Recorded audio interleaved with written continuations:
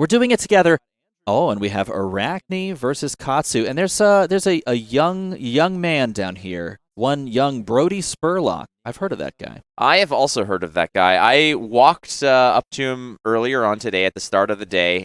He had 2 bags of sandwiches. He did. He had 2 bags of sandwiches. And a 12-pack of waters with electrolyte added. Yeah, the guy is he's back in. And I asked him. I said, "What's the deal here?" You know. Oh, so frankly, I think it was yesterday. I offered him a donut. I said, "My man, how you feeling? Midday, you need a little sugar boost, buddy?" And he said, "On game day, I only eat ham sandwiches." And I was like, "All right, you do you, man. It's worked so far." So I basically went out and bought ham sandwiches because I too would like to succeed in life at some point. Ham sandwiches plus electrolyte water is just the meal of the day right there for one Brodie Spurlock. Up against him is Florin. Florin is going to be playing Arachne, starting off with Prowl, and Prowl's a great little card to have in Arachne because it does buff up your next stealth attack, which is fantastic, and it gains go again off of Arachne's ability if it's the first stealth. So it's really, really well fit in this deck, in this archetype. I was playing very successfully with in this format with Seek Horizon matched up with a card like Ravenous Wrap. Seek Horizon putting a card on top, then you follow that up with a Ravenous Rabble, knowing precisely what's going to be on top. It is an easy way to string together 2 4-go-agains that cost you basically 1 card.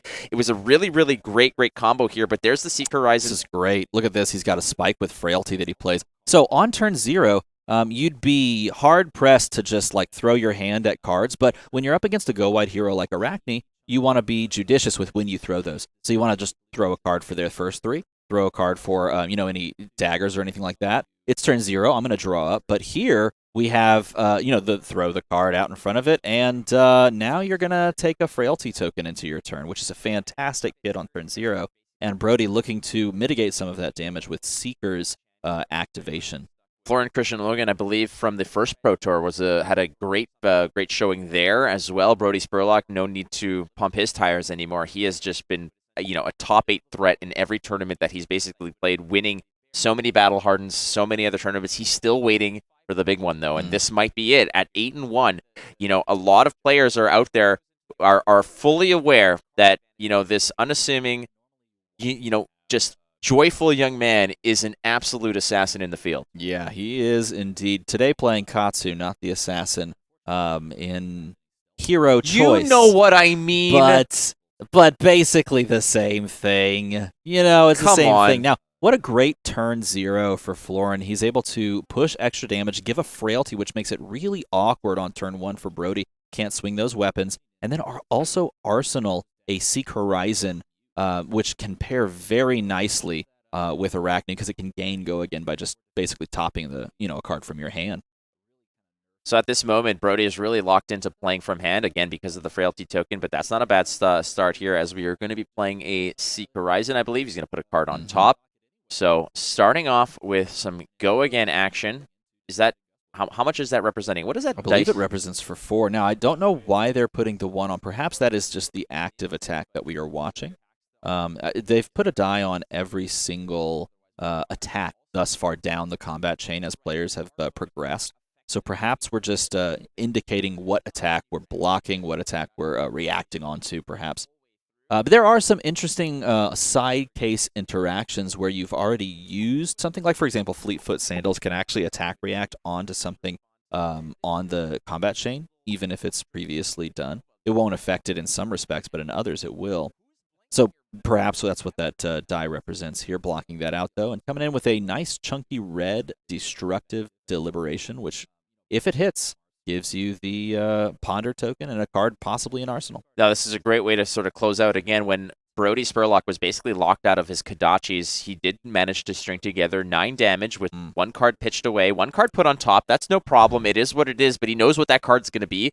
He knows what the Ponder token will yield him if this hits. 5 is not easy to block. It's not easy at all to block, so Florin has to decide, are the 3 remaining cards in my hand worth giving Brodie an Arsenal and me taking the damage? Florin right now has a 1-point lead on Brodie, but it looks like he's going to give the spring-loaded trap here and, like that old thing where you open the peanuts and it just flies out. That's kind of what I Yes. think that is. It is. That's exactly what spring load represents, and it's a wonderful little nod and homage to that. There's a dude casting the old spring load, opening the carton, and out comes an actual snake in this case. Okay, well, It's so not pretend. It's actually going to bite you. when was the last time you've ever seen that sort of? Because that was like such a trope for so long in TV and movies and whatever. Like the whole like you open the peanuts, the spring that flies out. It was never like an actual venomous snake, because I think that would be a little bit too dangerous. Well, but it is in this game. And Seek Horizon going to come down here representing, I believe, just 3 damage. It looks like it's a yellow.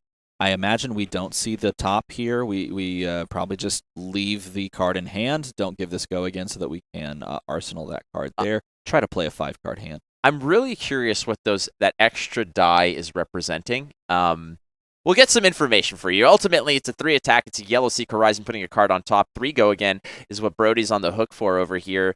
Both players have been playing fairly defensively to open up, but ultimately, Brodie cycling through his cards, just putting the math and the variables through the old brain grinder here to figure out what he's going to spew out. Is it worth it to actually throw something in front of this? Again, a lot of the times in these formats, if you can just dish more than you take, you just do it. You trade up and you keep going. But ultimately, without there's no on hit for this. Brodie's not necessarily thinking about the detriment of this attack in terms of the on hit. He's thinking that if I give a card, does that ruin the game plan here? Do I need all 4 of these cards? How is this going to work out? So Brodie just struggling here to kind of pick a card to toss in front of it, but ultimately the block is what's going to happen here. It's 3 damage that he's still on the hook for, and he's got 2 that he's going to drop in. Brodie is such a meticulous player. Like, there are so many players, possibly myself included, that would look at this and go, okay, this is innocuous. It's not going to do anything. It doesn't represent go again. Yes, you could possibly do some weird attack react, but there's really nothing that you can do,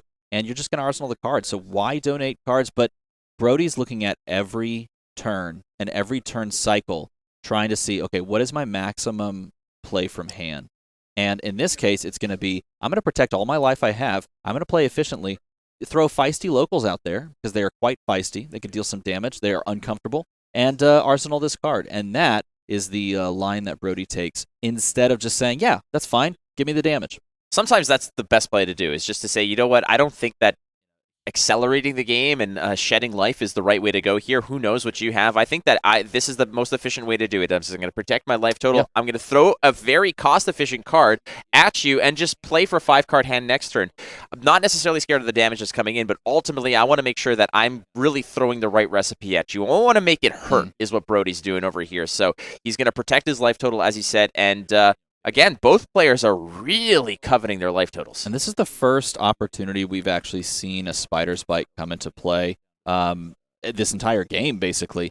And do keep in mind, we are using Spider's Bite, and to do so, we're pitching an attack reaction that will wheel later in the deck and later in the cycle. Both players obviously playing conservatively, so we can expect that this blue Razor's Edge will come back to allow us to pitch it again, or possibly even at lower life totals, threaten some extra blocks if Brodie's paying attention and knows that it's down there. Spider's Bite connects. It's being met by its brother on the other side over here. One Spider's Bite into the other. He's saying, all right, fine. You let the first one go, why not? But this does dangerously tax the defensive capabilities of Brodie here. So maybe Brodie's just giving the green light the whole way through, but that is a nasty follow-up here. You can see Florin saying, gotcha. Yes, and this is a fantastic follow-up. When they don't block either of your Spider's Bites, and then you play cut down to size, they are stuck. They have a really tough line of play here, because at this point, now all of your stuff blocks horribly, but if you keep the cards in hand, you're losing a card anyway.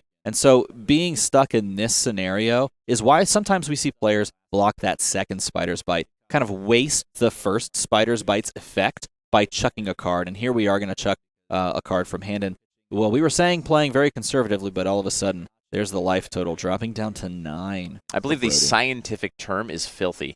Okay, there you go. That's the scientific term. The next step beyond that would be like filthy McNasty, but ultimately it's just merely filthy. And I think this is why Brodie was not really respecting those Spider's Bites, is because he's going to start his turn here with a yellow Surging Strike, which is the first page here again. That's the first domino to fall in what could be a nasty, nasty sequence. We saw in the previous game, the natty, the red surging into red descendant into red bonds, and that was really, really tough. That equated to an 18 damage turn. Brodie here starting with the yellow, but again, he shed a card that he may have preferred to keep, but that was because Florin really gooned him with the Spider's Bite into cut down.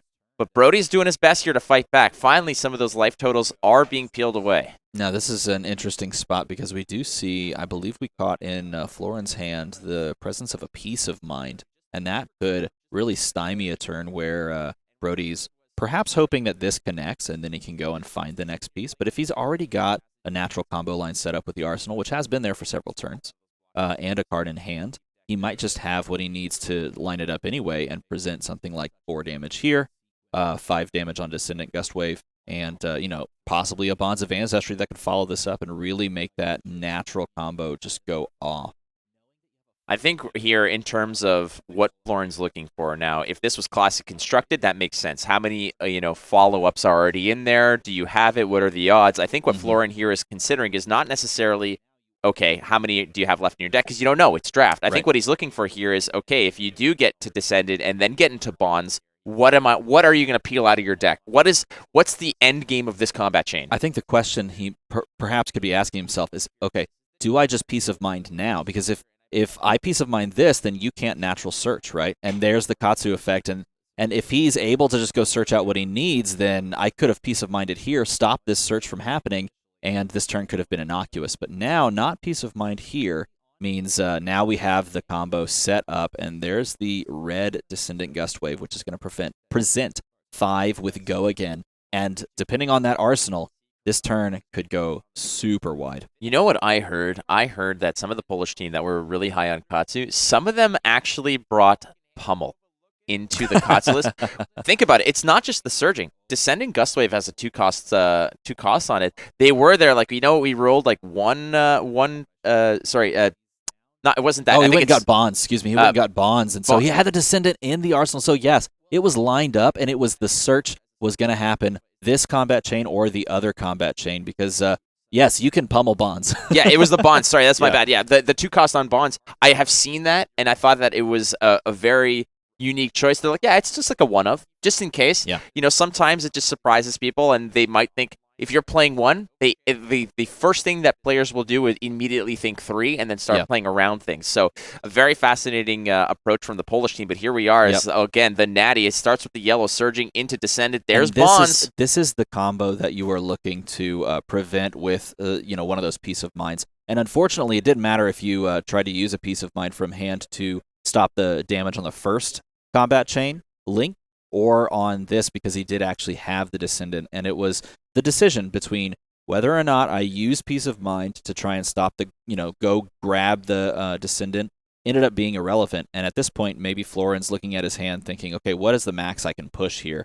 And probably just going to end up taking a lot of damage and try to swing back with at least 4 card plus Arsenal hand. Shades of the previous game here. This is a very pivotal turn where Brodie was, on the back foot, taking it off the chin. Got gooned a little bit by the cut down to size after a double dagger turn. But look at this. Here it comes. All right, so we've got the yellow surging. We've got the Descendant into the Bonds. We're following it up. Look at that. Florin just saying, all right, I'll take it. You got me here. But I got a magic spice here that I want to be able to throw your way. So we're going to see if Florin can hit his own little hocus pocus and pull a rabbit out of his hat to try to equalize the game.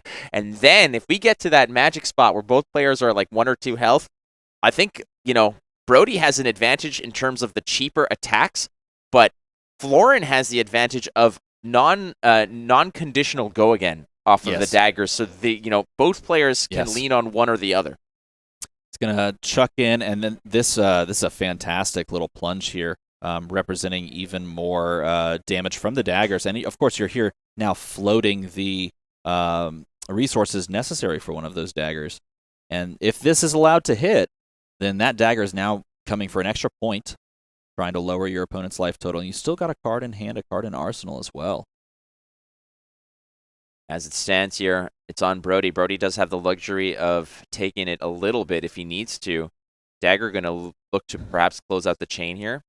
Yep, he's going to just take the one here and following up with his own feisty locals. Representing 3. Don't want to block this one because it does get a buff if you throw cards in front of it, which is pretty cool in that respect. I valued that card very high when I was drafting. I mean, a lot of people would wheel it, and then I just realized I'm like, this is a great card to have. It is. It's a great card on a 2-card hand as well. Like you can do a lot with all the different heroes with that card. Being able to just kind of like chuck that at the end of a 2-card hand and just say, okay, this is 3 damage that you're just not going to do anything about.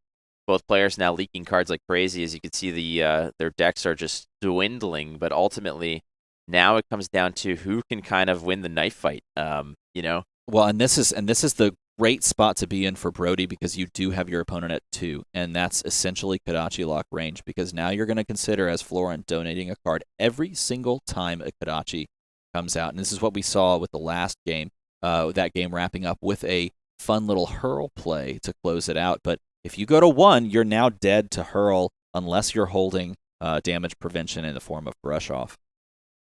Still on the stack here, this Kodachi looming large. As you mentioned, it is representing half of Florin's remaining life total. He is on the edge, that edge that Brodie has presented being the Kodachi. Florin-Christian Loghin at 8-1, same as Brodie Spurlock. We're going to start shedding cards here. Oh, no. Oh, look at this short and sharp and saying, you are no longer alive. You are dead in this case. That is the other way that you can just react on top of daggers.